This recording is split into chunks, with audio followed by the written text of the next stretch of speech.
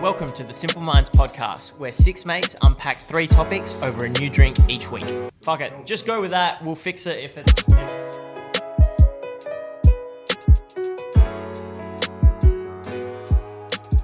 Let's go.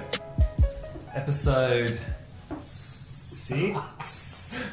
Yeah, we're up to 6. I think we are. 6, you're right, well done. Yeah, so welcome. We made it. I would have said 5. Maybe we haven't made it. Maybe because 5. No, it's 6. It is 6 is where most podcasts stop. Yeah, alright. Well, we're not stopping. So this is the first one for 2018. It's the New Year / Easter episode, probably. Probably Easter, yeah. It'll be a bit of both. We're missing a few men down, so we're minus Conrad and Trav, which would be a shame. So who have we got in the room? So we've got myself, Justin, who's hosting today, and I have the drink, which I'll go through. We have Michael, hello everyone. Marco, and I'm trying to put on the dulcet tones of Justin Bourne, so I've been getting a lot of we have a lot of good feedback on Justin's voice. So A lot of good feedback on Justin's voice. Yes. Oh, and me, Matt. Me, Matt. I'm here. Yeah, so I'm hosting the soothing voice. I didn't think my voice was that soothing, but thanks for the feedback. Today we've got... Now I'm going to be super conscious about it. Self-awareness, right? Yeah, that's it. Today we've got G&T. I'm not a barman or a mixer. Hopefully it tastes alright. Very nice. Could do with more ice. We got Hippocampus gin, which is, I believe, local to Perth. There's a little bit of a story of this one. I only recently got into gin in the last probably like 6 or 12 months. We've been drinking a bit of Hendrix. I never really drank gin. But this one actually goes back well before this and the Brekkie Club. So this is actually when Michael and Conrad and I were first starting our bromance or our friendship. And I remember we were catching up once for lunch, and then we ended up spending the afternoon over at the distillery Hippocampus. And it was the first time I kind of tried gin. And it was good. They've got a cool setup as well here. Actually, cool. Haven't been back since. There we go. Let's put the date in for that one. Or we might have to hook up there. But so that's what we've got today. I like it. I'm not a Very big nice. spirit drinker, but Nor it's am I. very nice. It's such a smooth, Refreshing. What about Spirit Fingers? spirit fingers. and you chose to garnish it with cucumber. Is that how they served it there? No, we've been doing we've got it with some cucumber. I'm not sure where that came from. We've just been doing it the whole time, and I really enjoy it over lime or I prefer it over lime. What is the standard? Is lemon? I think the lemon standard? or lime. Oh, there's no rule. There's And no what's standard. the, having a bit of bartending experience, Marco, what's the thought process behind the cucumber? What does it do? To this one, or just generally? I think generally it's cool to pick out flavours from the gin itself, or flavours that will contrast really well. It's just like cooking, right? So but I'm really loving the cucumber, how it's working. Especially even if you though drink I'm it not- from where the cucumber is. Yeah, you love that cucumber. It's even more of a cucumber. Love it. Yeah. Well, no real thought process there. Then other than that's just what we've been doing. And it's So worked out really well. That's right. it's great for a summer's afternoon. Well, let's get into it. So everyone's on content except myself today, which is great. Lucked out. Who wants to hit the floor running? The silence. Don't Yeah, tell- we normally try and organise this beforehand, hey? Yeah, Alright. we do. You want to start or No, I I can? don't want to go first. Okay, I can Go start. back. Shall I start? I'll go middle then. Do you want to go last? You guys I'm look a not bit... bothered with middle or last. I We'll think see how it yours goes. is a bit deeper potentially than where I've gone with mine. I'm just judging by the book sitting in front of you, which I'm sure I we'll, think this one's going to be a good one today. we'll hear about. I'm excited. Yeah, I'm excited about today. So I'm going to tell a bit of a little story, but I'm going to sort of start off just with an article that just I went and found there after I've sort of done this. But anyway, on Lifehacker, I found a little article called "Cultivate Mental Toughness with this Navy SEAL's 40% rule." So the article goes on to say that we all think we know our limits, and whether you're exercising, studying, or just trying to break a bad habit, there's always that moment when you feel like tapping out.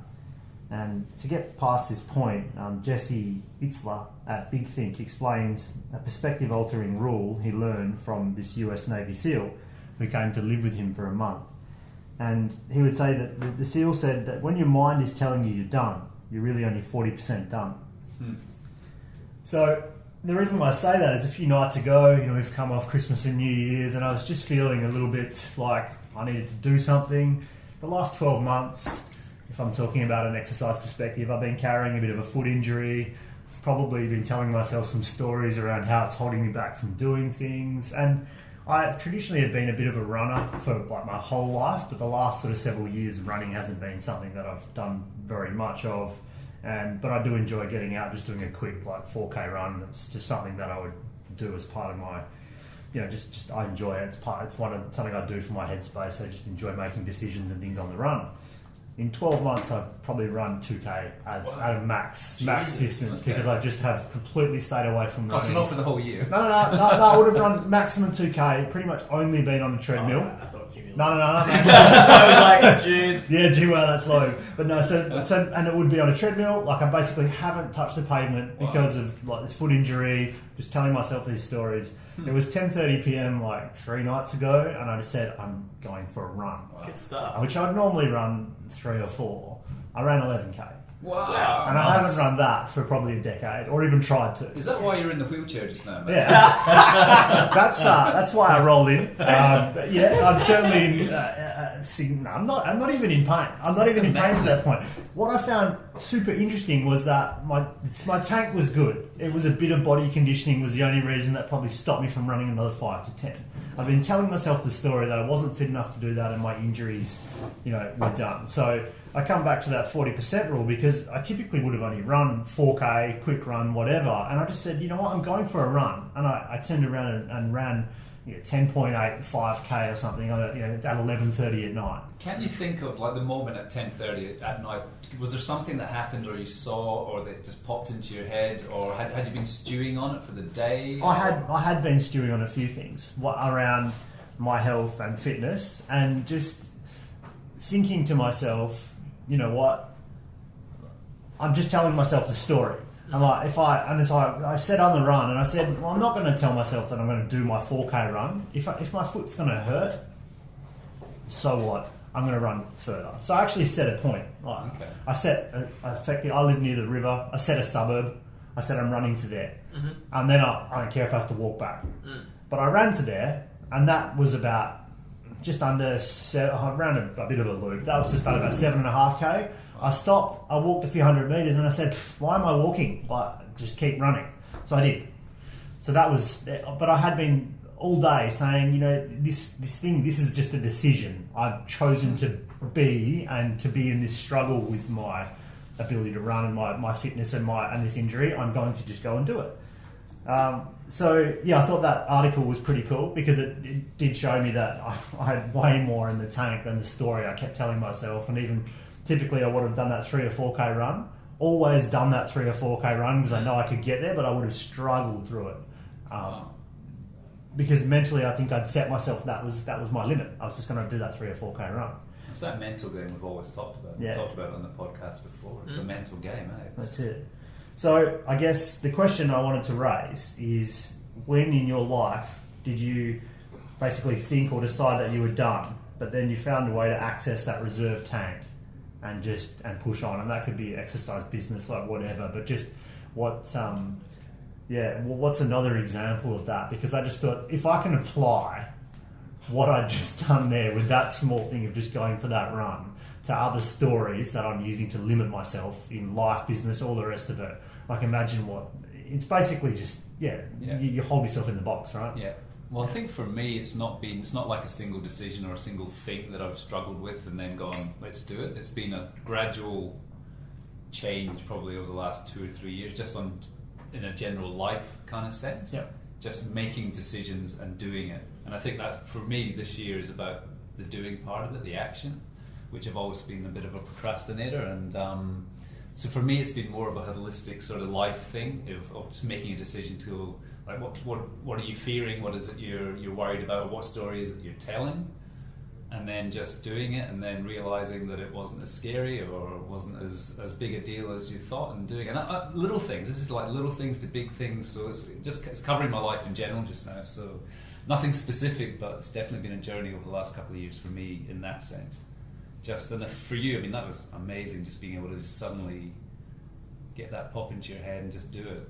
And then that's released, that's opened up so much for you now. From this moment onward, you'll be running probably every week, every couple of days. Yeah, I'll certainly do a lot more often. I don't know if I'll start to run those distances or start to push more, but I'd just set that barrier. And I guess the barrier I'd set there is that, I'm a runner. I've always been a runner, but these days I just maybe go out and run a few K every now and then because I enjoy it, and I stop myself.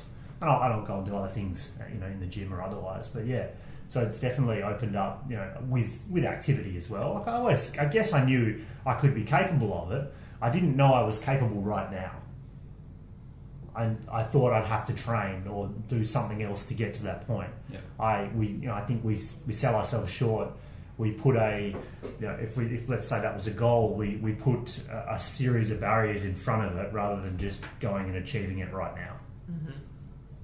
I like it. What about you guys, Justin? I can't think of a particular, moment. I struggle with the same things as well. Can be a procrastinator. Even lately, I've been going from working out in, a more structured gym to now on my own, and I've noticed, in a similar sense that I don't perform to the level that I would, in that other environment, and it's that mental game. You kind of get to the X rep or on the treadmill, and you kind of set yourself these things like, that's kind of good enough, and that maybe it could come back to standards. But I like the idea of, maybe acknowledging that, 40%, if your brain's telling you to stop, if you're only at 40%, just that awareness might allow you to push further. It's a little bit of whether you're trying to listen to your brain and trying not to listen to your brain. Which is also, I believe, some of the conversations earlier around that Tony Robbins, which he talks about that as well. But when I started going to the gym, I guess it's easier in the fitness sense, right?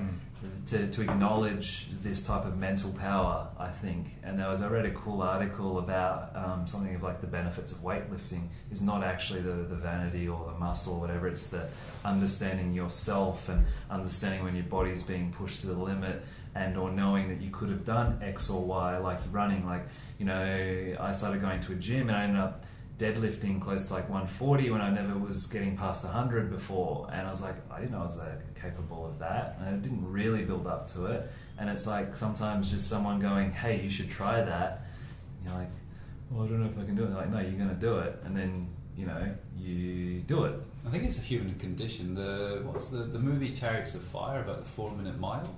Once that person reached that limit, they ran it. Suddenly there was a flood of people that could do it. It's like the 100-meter sprint and all those types of barriers that just were there and preventing athletes. But as soon as someone crossed it, right?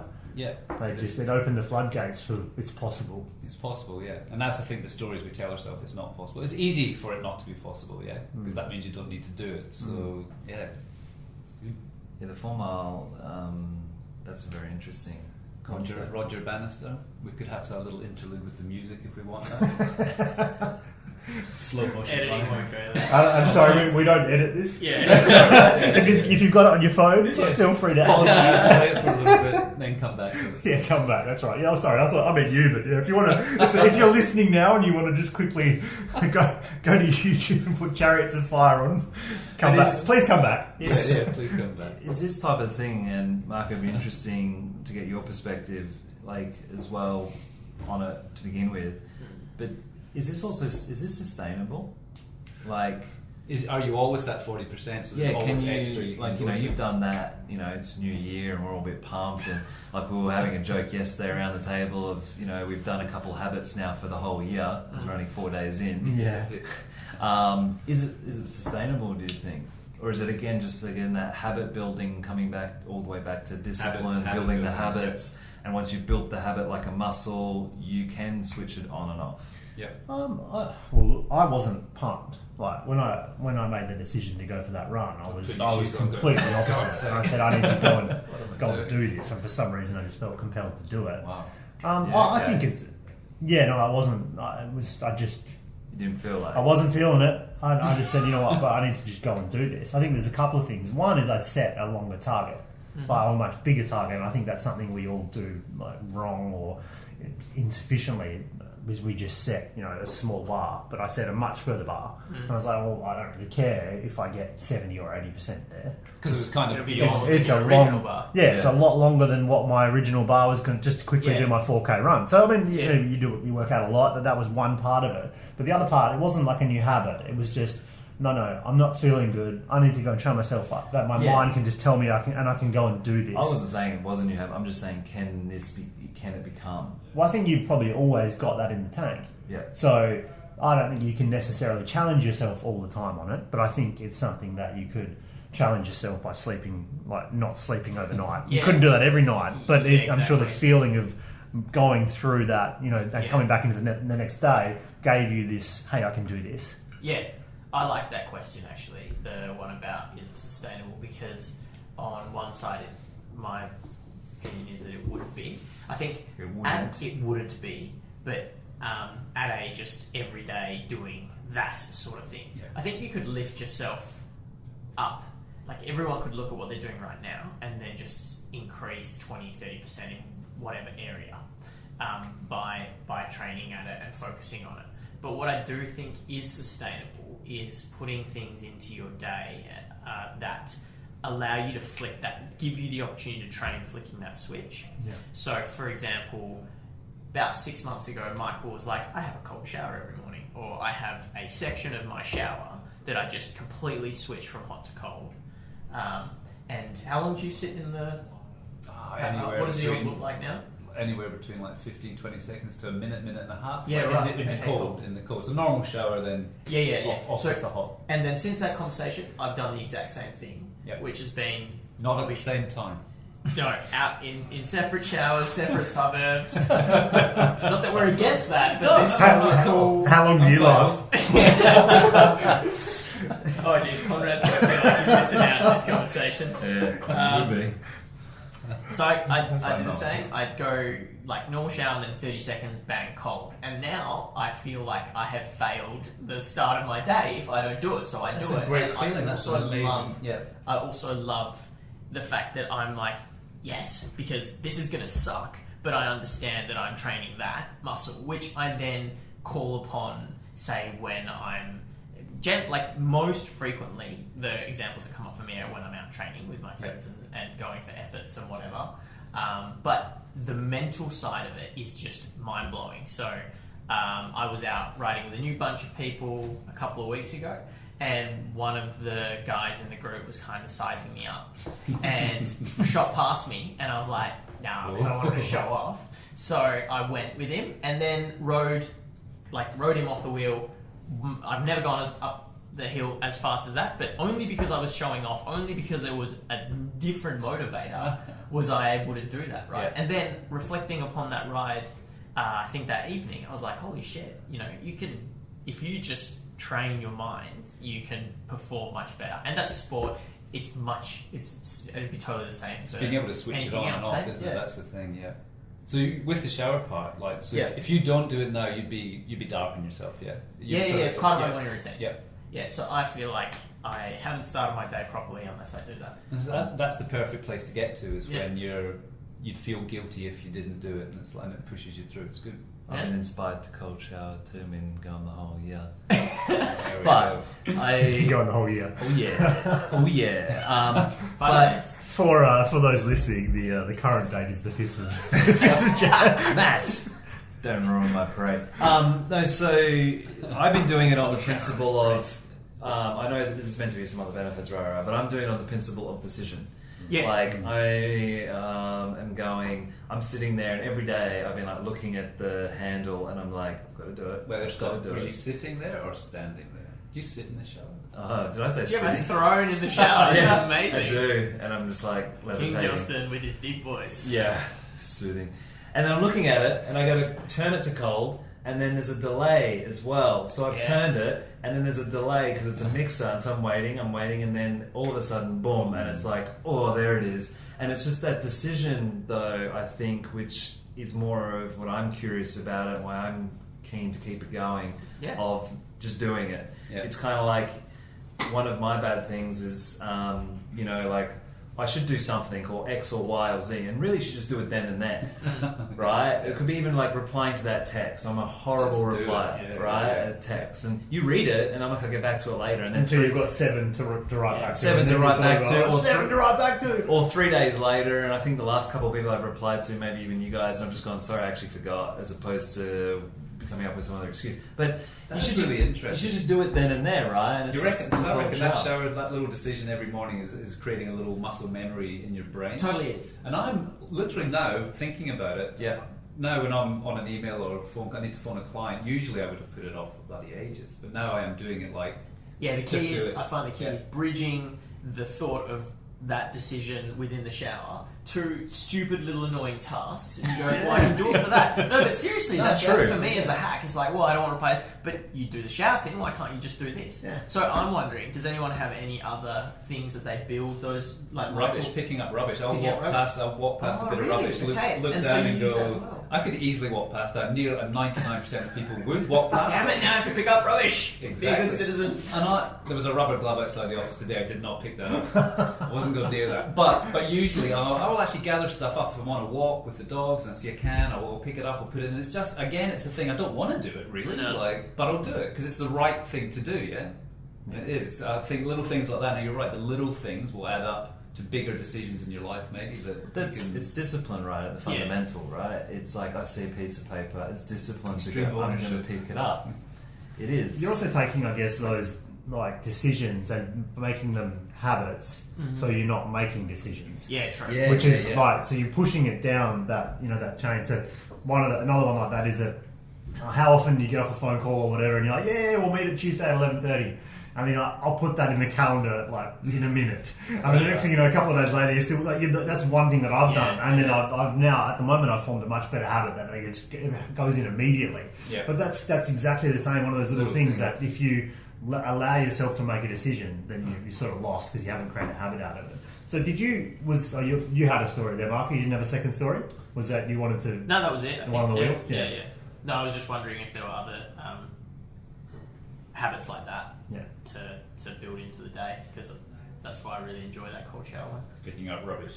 Yeah, Well, I got I'd it. be curious even just to try that as a habit of like, as soon as you feel like a little bit tired, of just going, screw you, body, there's another 60% left in you.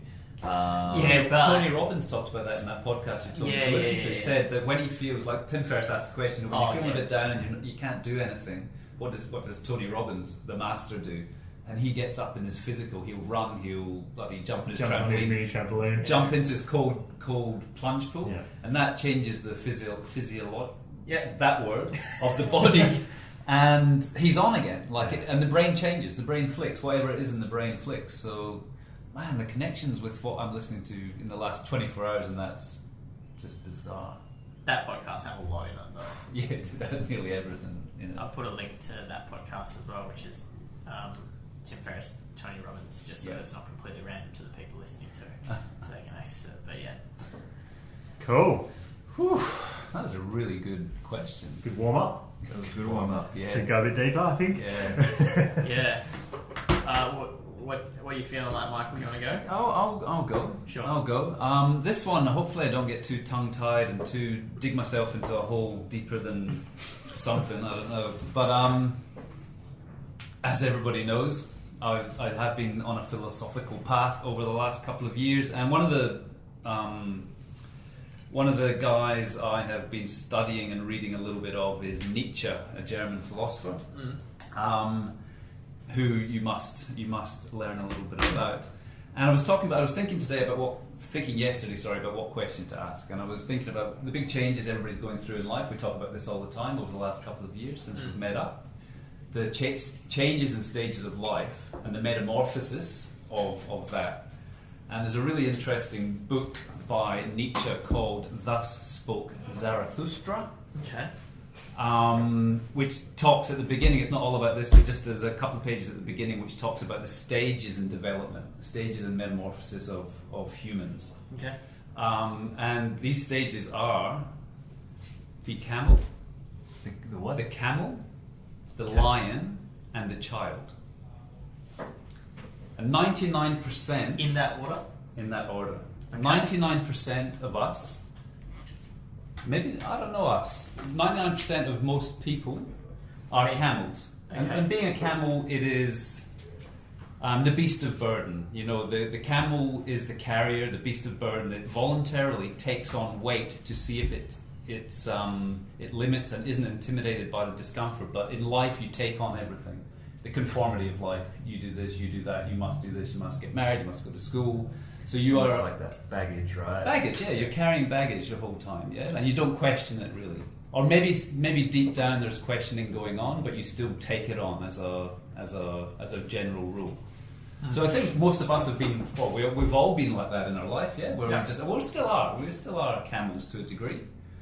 So yeah, you take on the weight of society and conformity. And this is a little quote from the book. Despite its courage and strength, it bows down and out of a sense of duty accepts the weight placed upon it. So you're accepting of society, of the stories you've been told since a kid, and where you are in life. So it's just accepting. So does it put a bit of a negative spin on being a camel?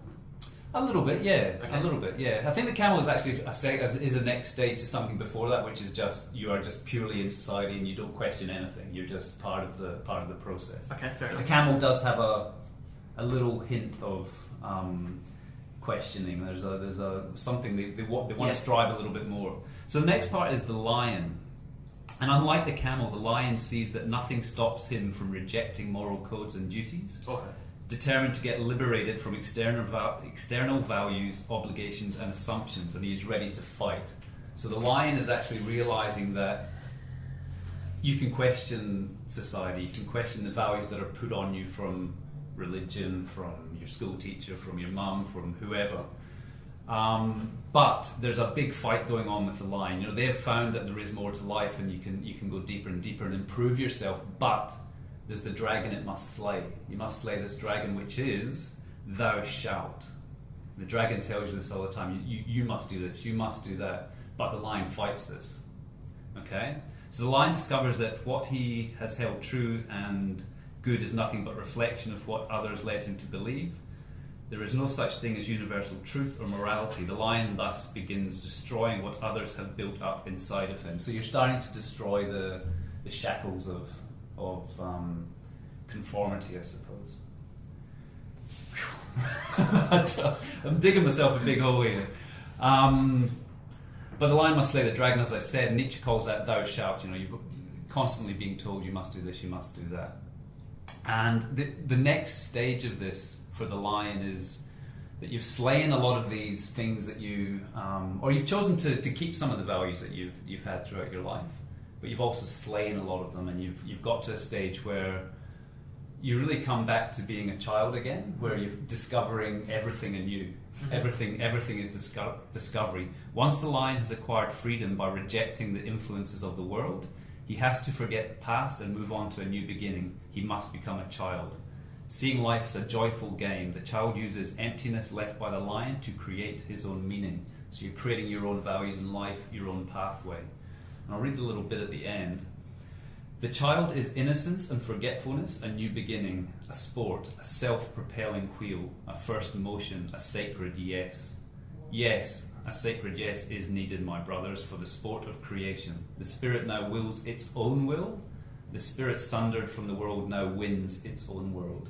So you've become a child again at play. You know, life is about learning, about creating your own stories, so that's kind of like the overview of my question. And I suppose the question through all of this is, what stage do you think you're at? Or what, because we've seen massive...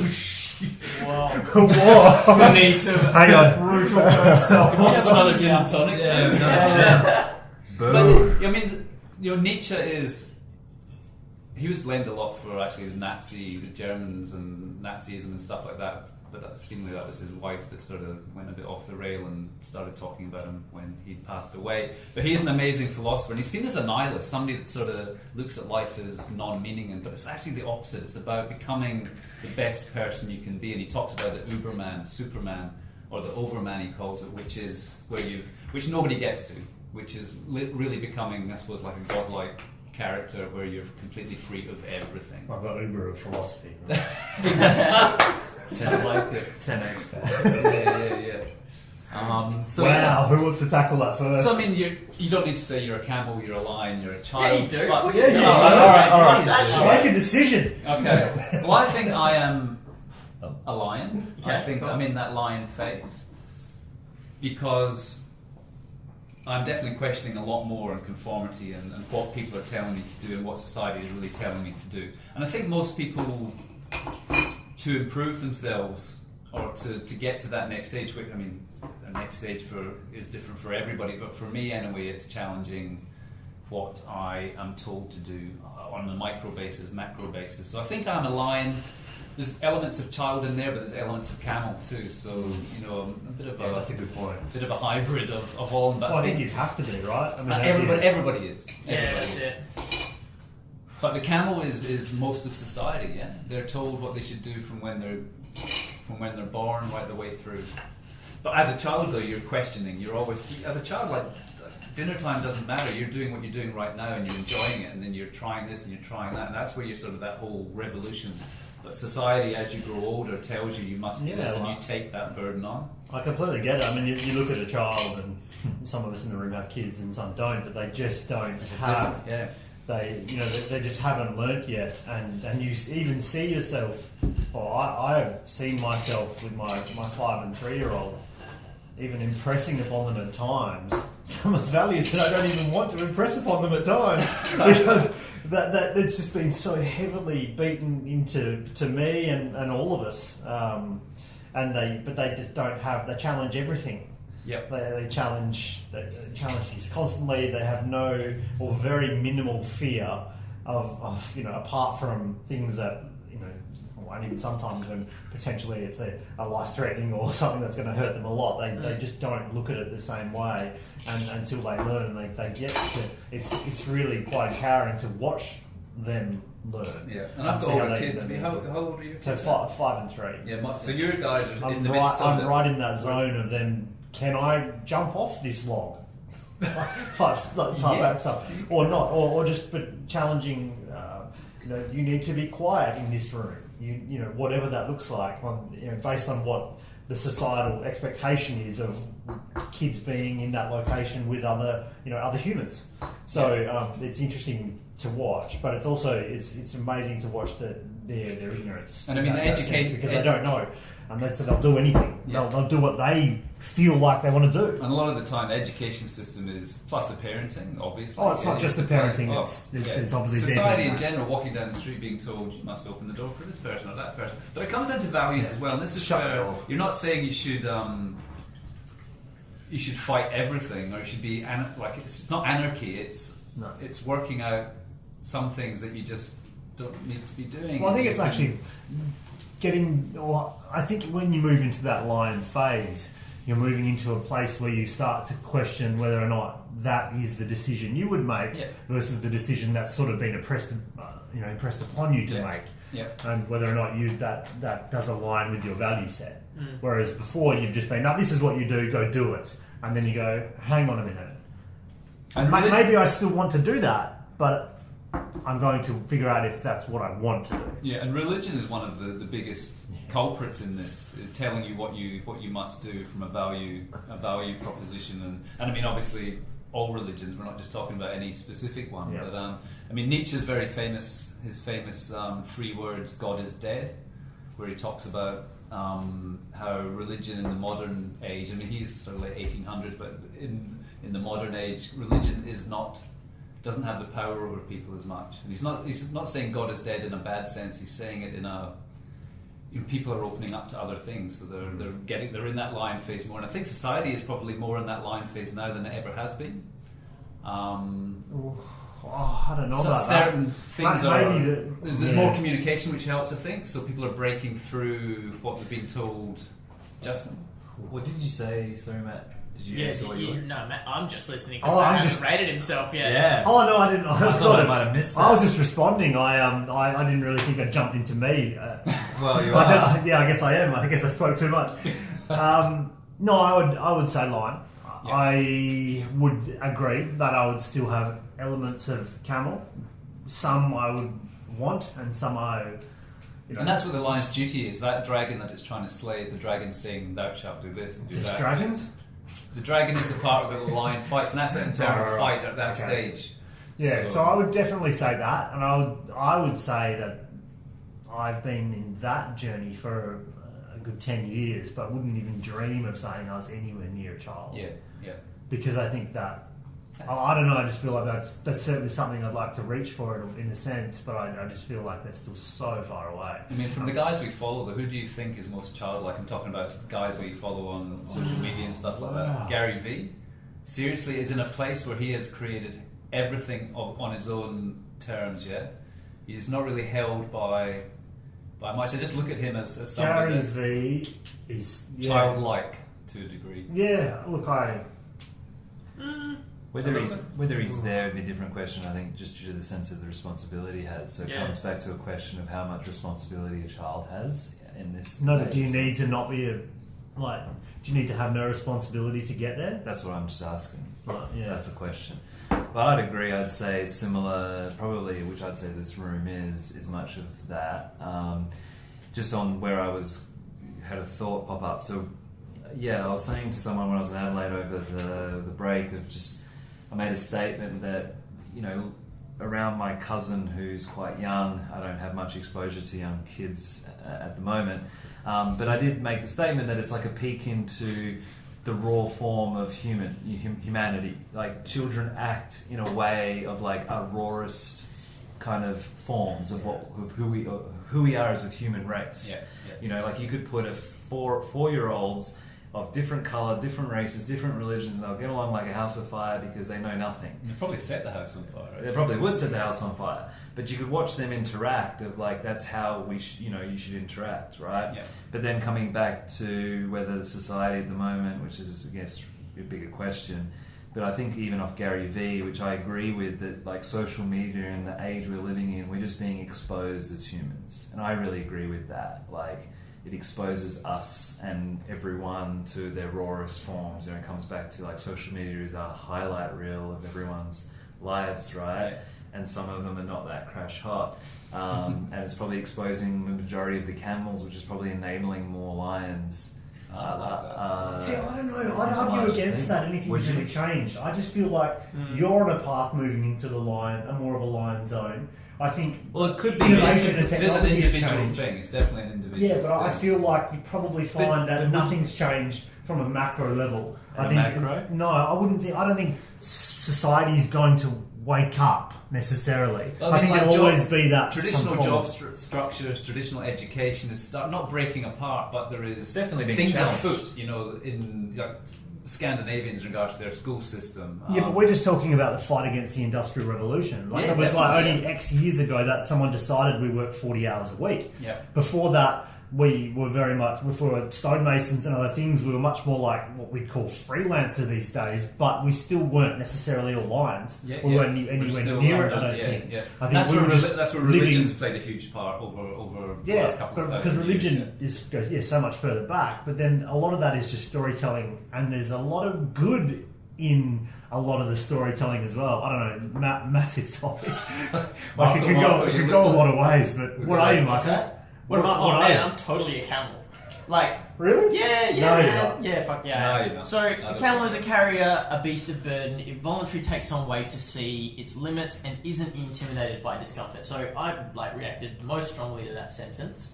Okay. And then, despite its courage and strength, it bows down to a sense of duty, accepts the weight placed upon it. Faced with these responsibilities, camel is eager to show its skills and knowledge. That's me, right? So, I might work part-time, but I still work. I still feel a sense of responsibility to the education my parents gave me, so I'm carrying that on. I still give a shit about how many likes I get on Instagram. Then we're all camels. Well, fuck, I think we all are camels, But man. I think there's sorry to cut you off, but I feel like that's why I think we said But you a bit up and down. Some self-awareness. Phase, I feel like a camel doesn't have any. camel From what I've seen, it doesn't. and it hasn't started to question. Yeah. So that's what I got from whether I read the definition right or not. I felt like that you're just plodding without thinking about it. But the other thing is, like, I'm not bothered about being a camel, which is great, right? I like to strive towards being a child. In this context. And I feel like the fact that the names have been switched away from, say, like we were talking about enlightened, right? You could easily map enlightened to unenlightened to 3 categories. And would any of us say there are elements of us that are enlightened? I don't know. But part of this childlike come back to Bruce Lee to me as well. Oh, this is a great segue to my next topic. because Bruce, sorry, before we go there, because I think I brought it up once before as well. The talk about the knowing of nothingness, right? Like coming back to knowing everything you know without knowing it. That's what the childlike state is, right? Knowing everything you know without knowing it. And so that's the same as Bruce Lee's philosophy to a degree. Like starting as a white belt and then ending up as a white belt, but knowing everything that you know throughout that whole journey, right? You lost me on the knowing. I'm still trying to childlike. Process that. It's childlike. So that's childlike. So you don't. That to me, that's what childlike is. Is like you have all the knowledge that you've gained throughout everything. So like you've gained all of that, but at the same time, it's like you know nothing. You are being. It's that enlightenment. It's that monk-like state. It's that things are happening because they're happening. But you have all the knowledge and all the skills and everything that you've experienced through life. Because you're a child, you've got 0 and 0. I think you're definitely in the phase of the beginning of the lion phase coming out of Camel for sure. But in the loneliest desert, so where the camel is, in the loneliest desert with everything on their back, the second metamorphosis The title of this podcast is great. The spirit here becomes a lion. It wants to capture freedom and be the lord of its own desert, which I think you are.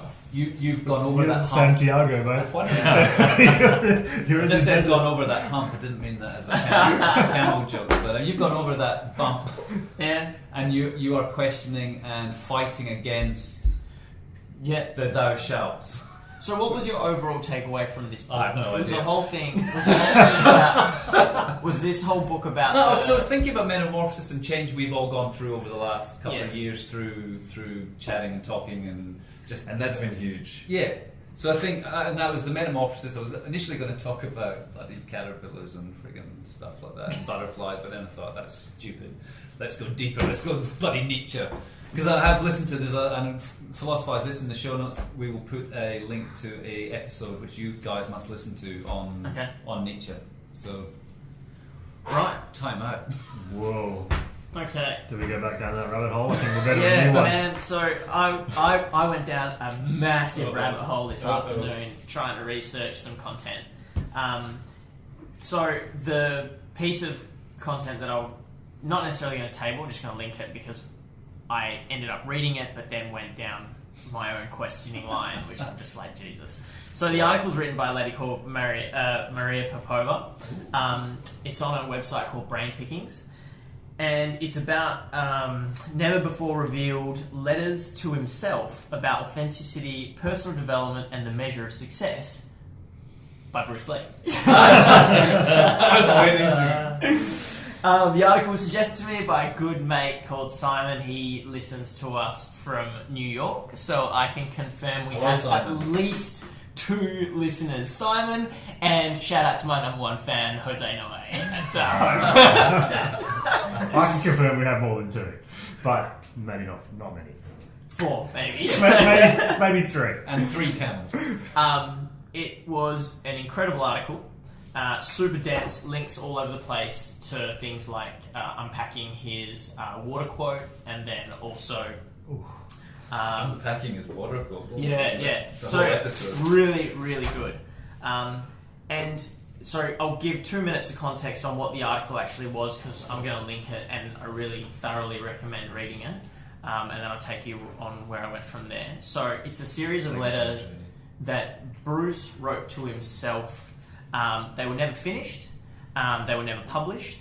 They've only recently been released. And the reason they were never finished and never published is because he died he was up to his 9th draft. He was 31 when he started writing him. He died at the age of 33. So even just him doing 9 drafts over 2 years in an insanely busy part of his life. He'd been through a lot by that. I mean, that Yeah, was like yeah. So he's done it all. And the letters, are, essentially the memo to himself is called "In My Own Process."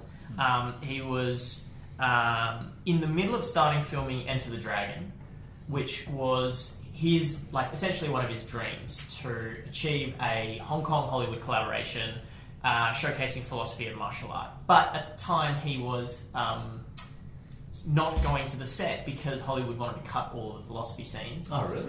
And his reason for doing it was wanting to share philosophy of martial art. And they're like, no, we just want the fight scenes. So, and I could go down that as a topic. Did the movie have that cut out of it then? So No.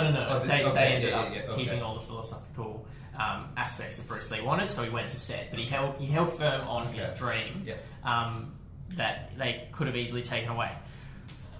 But, okay, so really, the letters to himself,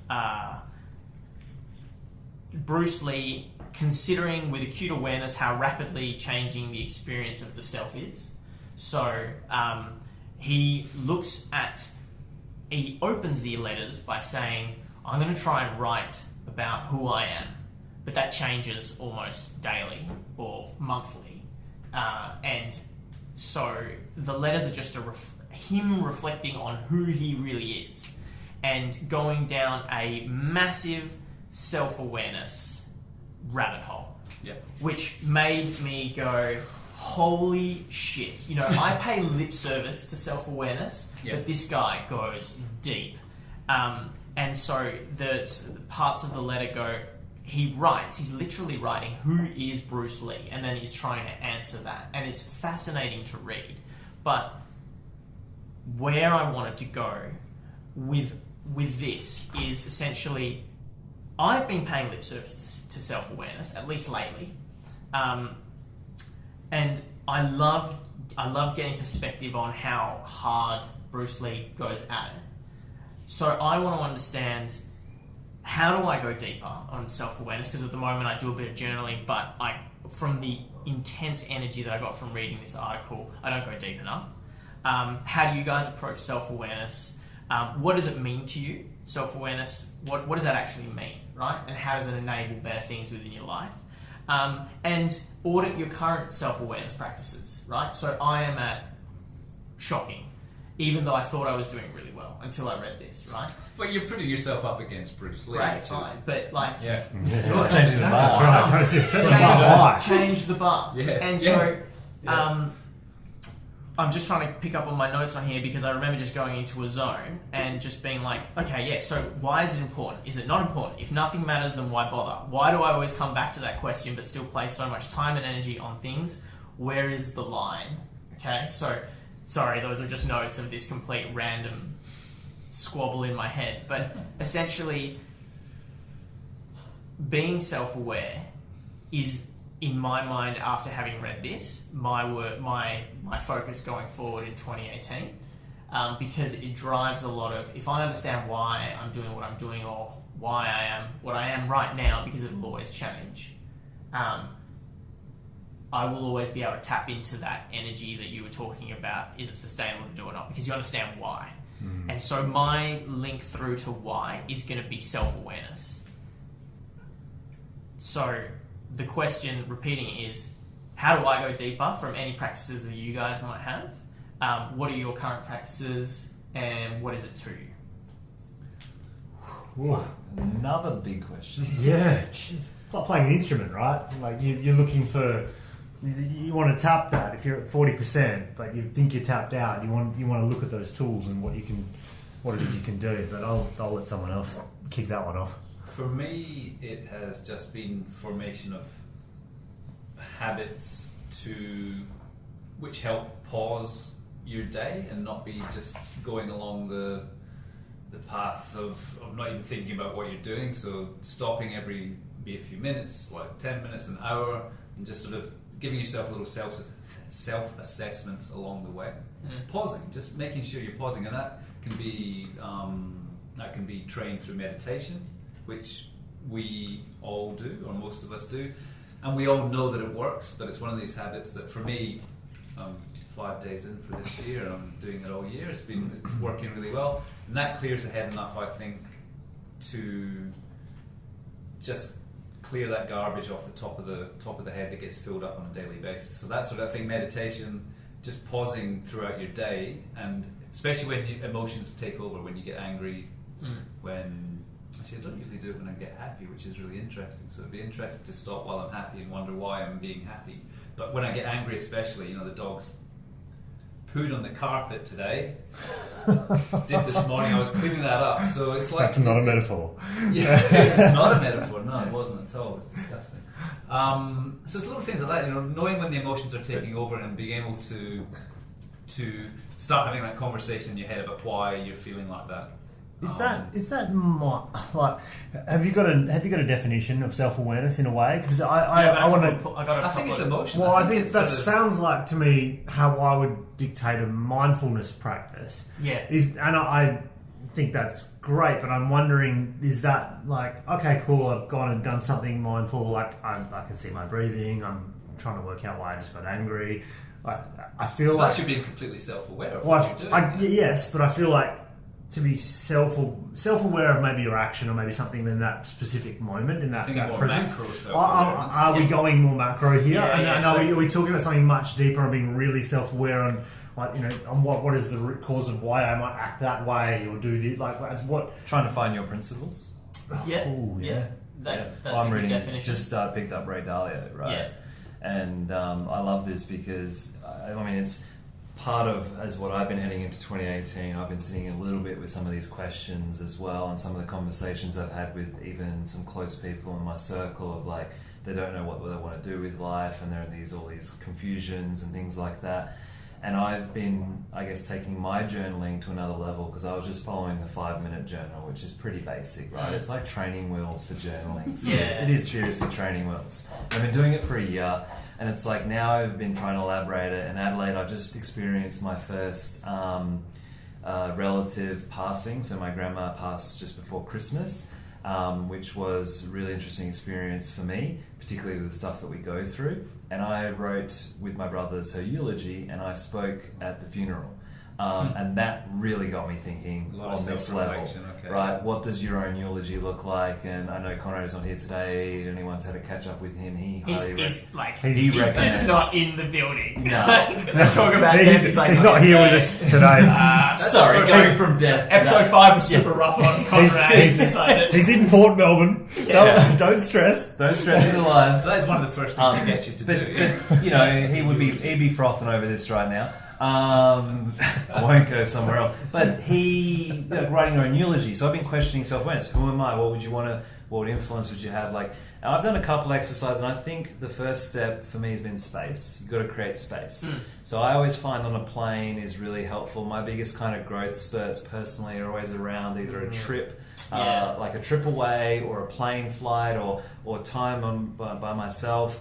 I've even done a couple exercises where I've just, on a piece of paper, in the middle of the page I write me, and I put a bubble around it, and then I essentially kind of mind map of like the areas of my life of like, who's in it, what am I doing, and then just kind of try to dump as that. So that's the next. I haven't done it for a while, but I've done it a couple times, and I've actually got a lot of notepads I was going through the other day of like, I really actually brain dump a lot, like what you've done here. What sort of examples would you, like, so you got me in the middle, what sort of things, say right now, what would you be writing around I start with me, and then I go like emotions, and then I go like try to understand who you are, and whether that's like, ambitious, sometimes lazy, or then I might do then on a side note like my relationships, what I want them to look like with my wife, with my family. Then I have my business of like what I want that to look like, and I do these areas of life. I guess there's also that 7 wheels of life thing, but I don't know whether that's really a pathway to self-awareness, but I don't know. I'm actually curious. Is that a little bit more visioning, or are you measuring and looking at maybe some of the gaps, or are you?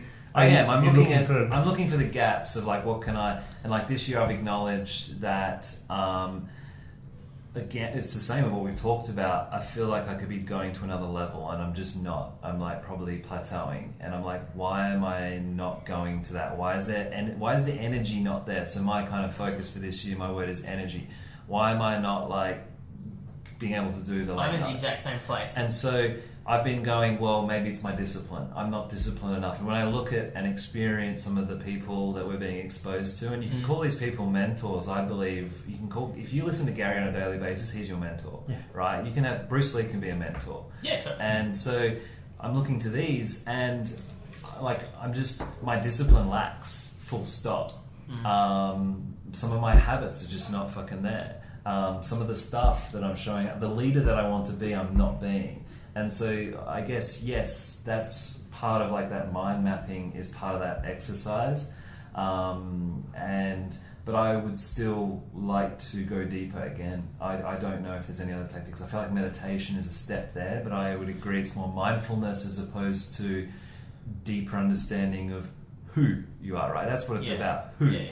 Like, if you were to write yourself out in a book like Ray Dalio's done, which is him, what would you look like? Yeah, what would your actual principles be? Not what would you say? And we want them to the be. thing is though, right? So like, I want to jump in because the energy bit is what's driving me to the self-awareness bit, because I think my link, instead of making the objective energy, is when I dig deep, it's because I understand why I'm digging deep. Right? Okay. So for me to dig deep, purpose, why, drives. And therefore self-awareness is the vehicle to that why for me, and therefore I will get energy to go to, get out of the plateau that I currently perceive myself to be in. Right, is one thing, and then the other thing is on the tips and tricks where I'm going to take it, and I was keen to see if there are any other suggestions, but it's on a much deeper level of journaling, because to write a book like Ray Dalio about yourself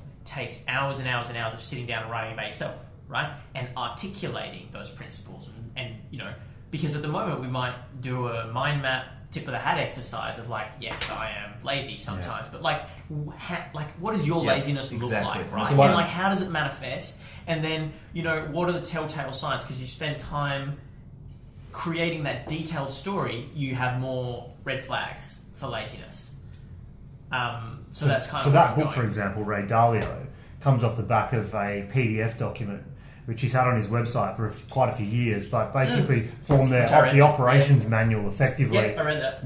So that was built over a lot of time. So you didn't just sit down and write it out, and even just to sit down and write a book, like it was, it's 40 years of tweaking and adjusting and adding. I'm not saying it's going to be easy. No, I know, but I'm saying that it's not just writing it out. I agree with you. From what I've experienced, which is a small bit, but sort of witnessed and think about, all I can see is a deeper level of meditation, then following by some form of journaling to try and extract out whatever's going on. I can't. I don't know of anything else that will allow you to do that. Reading philosophy helps. Yeah. Because all these guys dedicated their lives to thinking about life. Yeah. Like, why are we here? The meaning of life. I mean, that's what philosophy is about, really. So, exposing yourself to that allows you to divert off into different ways of thinking, or who am I, and sort of, am I that person? Am I not that person? So, reading a lot of philosophy, and for me over the last couple of years, has really helped to open up my kind of view on maybe, definitely myself. Definitely. There's got to be more... I thought Mike might bring up some substances as well and we'll move into a different... Well, there you go. We go to Brazil, right? Well, psychedelics have been proven now in... Good gateway. across the world as being able to help with post-traumatic stress syndrome, bad addictions, resetting the brain. So, let's go down that path in another day, right? So, and here's a real trippy sentence from Bruce Lee's from his letters to himself. No, absolutely not. I will not do that I won't even try. So for him, mentally, being self-aware looks like a burning enthusiasm, and remember, stay with me, burning enthusiasm with neutrality to choose to be. Can you say it again? Oh, say it again. Burning enthusiasm with neutrality to choose to be. So neutrality to choose to be. So being completely universal and looking at it, and then. I had to do a bit of research into that. And his daughter unpacks that sentence as the neutrality is kind of his empty your cup, no prejudice towards yourself, Nothingness. and anything, Child. nothingness, right? Childlike. So because that was the bit that was getting me, and to choose to be, right? So you have the courage to be who you are, and I would challenge all of us to ask ourselves every single moment of the day: do you have the courage to be who you are inside? No. Which when I asked myself that question today, I was like, holy fuck, what are you doing with this? What are you doing with yourself? You know? Well, don't beat yourself up. Like, I think Yeah. that's a, No, but that's a tall order. This stuff motivates me, right? No. So I do beat myself. I don't get down on it. I No. beat myself up, and then I use it as a motivator. So I'm not down. But rabbit hole is such a great way of putting it, because once you're down there, there's not much getting out unless you want to go deeper and deeper. But I guess And then- that's the first step, right? Yeah, and I got that burning enthusiasm. Now. Because I look back You're a at lion for sure. Yeah. No, You're more of a lion than the rest of us. Yeah, What Camel. are you talking about, Camel? 12 or 18 months ago, it was the same thing of going, don't have the courage to be who you are, and so what do you need to change? Well, 'cause And I've you're doing changed it a lot, you're and that also influences your confidence, your happiness, your self-esteem, your self-worth. All of these elements start as a byproduct, start to grow and flourish. We're wearing masks all the time. Yeah. I mean, But all the time. confidence and the courage and the indifference to get rid of those masks.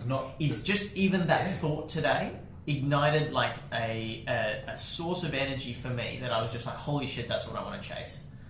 And I remember last year I listened to a 2.5 minute Gary V loop of him talking about self-awareness, and I shared it with you guys, and I've already put it in the show notes because I put a self-awareness starter pack together today, and I was like, just drop your email address in. And No. Really, really easy to digest. Pump yourself up. Gary V 2.5 minute loop that's on. There's a YouTube link to it, and you guys need to listen to it again. You can lose the rest of your lifetime trying to decode the letters that Bruce Lee wrote to himself. So you've got these two extremes right there, and go one to the other, and then because that's where I'm going to be for a while. What's the outcome you want from this? You saying I want to be self-aware is great. Yeah. But what is? Well, because I at the moment am saying that I want to change certain things about my life, what I do, who I am, blah blah blah. But I find myself running into some ruts of energy. Yep. And with the mentality of you can always go another 60% when you think you're tired. Amazing connection between what Matt. Yeah. Well, I'm just drawing on what Yeah. what he's saying, trying to link it back. But with that mentality, why don't I have the energy to tap into? And for me, I then go, well, it's because I don't understand exactly why I'm doing it, right? Is it bad to kick yourself though if you feel like that? Are you feeling like that on a? I'm not down on myself, Okay, man. you're not, I'm okay. motivated. Oh, This good, stuff good. motivates me, Yeah. right? There's a frustration though. Yeah. So it's not, I guess, you're down, but it is an element of frustration. Yeah, but I feel like I was like, okay, cool. This is what I want to focus on to overcome that frustration. Yeah. Because if my frustration is, well, I don't have the energy to do the things that I'm telling myself that I want to do, focus on fixing the energy. Yeah. Or the things you want to do. That's so funny because we've communicated because- last week a lot about that as well, around everything we want to do. Really, the core of it is working out how to increase that energy and to allow more performance, to add a lot more to the outputs, I guess, what we want. It really comes right back into that core of energy and how and why you've got way more than that 40%. Can I just come back to your thread? You just made the statement. Michael's thread? Yeah, I made the statement of you could change your frustration or what you want to do, right? But this also is an element of understanding who you are. Matt and I had a conversation late last year of I made a statement to Matt and trying to understand myself as well. Of I made a statement to him going, your ambitions won't allow you to be comfortable with what you have right now, because that's an element of who you are. And that also was a gateway for me to go, I've got a team of X and we make X, and I could be happy with that, but who I am deep down doesn't allow me. So there's an element of, I think, coming back to the gateway of self-awareness, you could change the energy or the outcome, but if changing the outcome is not who you are, well, then you might need... Do you know what I'm I know where you're going. And so it's just an interesting kind of segue, because that's then another layer of peeling away that self-awareness onion of like, what is the element that you change? Yeah. What do you accept? There's so much ego driven in what we do, right? So like one of the most powerful things to be able to do is to take something off the to-do list. Yeah. Which you need to then make that considered plan and work out, is it a frustration that's worthy of it, and then the time or not? And that comes down to very much a self-aware situation. Yeah. Do I need to do that? And if you journaled on that as well as part of a tip, right, coming back to the power of being able to flesh that out, I think is something we probably don't appreciate. Or We're going to be publishing Marco's letters to himself next year, I think, because it's coming. I honestly started today, but the cool thing was I just started with like 30 or 40 questions. I just started writing to yourself, questions. sort of like. Well, I just read out a paragraph of them before. Can I read? It was like, So I read one out. So it was like, why is it important? Is it not? If nothing matters, then why bother? Why do I always come back to that? I've sat with that question as well, like because Jim Carrey's, where we talked about a couple of weeks ago, he's similar level, right? He's become more self-aware than bloody. Is he childlike? In a way. He may be one of the closest ones that is childlike that I can think of. He's nearly even stepped out of himself, Jim. Well, he isn't himself anymore. He doesn't even. He refers to Jim Carrey as another person. Yeah, but I guess it comes back to asking those questions. Do you reckon if you discover your what about just on the coming back to the tips? Have you gone to your own family or friends in trying to get feedback as well? Yeah, and that's I haven't because I won't. Because there was somewhere, I can't remember where it came from, but there was somewhere it's like it's actually the statement was made that they believe that it's impossible to understand your purest self from your own point of view. You cannot do that. Yeah. It's impossible due to your own biases, your own. You can only get a true view of who you are. You can't separate yourself objectively. But then who's qualified to exactly. provide that? But then you just start going down Jim Carrey. I was going to say you get to a level of self-awareness that madness takes over. Your suggestion, Justin, about going to other people is in that 2.5 minute loop of and he coaches you through. Gary coaches you through being like, this is going to be the most important question I ever ask you. And it's going to be hard for you to answer, but I need you to answer truthfully because there's no judgment. You know, what are my strengths? What are my weaknesses? Who am I as a person to you? So are you planning on doing this? Yeah. I'm going to build up to it. You're going to journal on it? Fuck yeah. But and just bought just shares going and back to your going back to your thing about do you change the goals or do you change the energy? Change the energy because I just choose to be someone that I like to think I'm someone that doesn't like the excuses, right? So if I feel like the goal is something that I want to do, and I'll explore whether the goal is valuable to me, right, as part of the self-awareness. But I feel like I've gotten to where the goal, I've worked on that bit, what my goals are, where I want the direction to be. Now I'm like, well, why aren't I giving it 1,010%? You know? And you're finding you're not giving it 1,010%? Yeah, I'm finding I'm not giving it 1,010%. I'm the same. I can give more. But you're questioning that you still want to reach these goals, yeah? Even I'll always question that. Yeah, okay, yeah. But it's forming itself. So I was listening to something.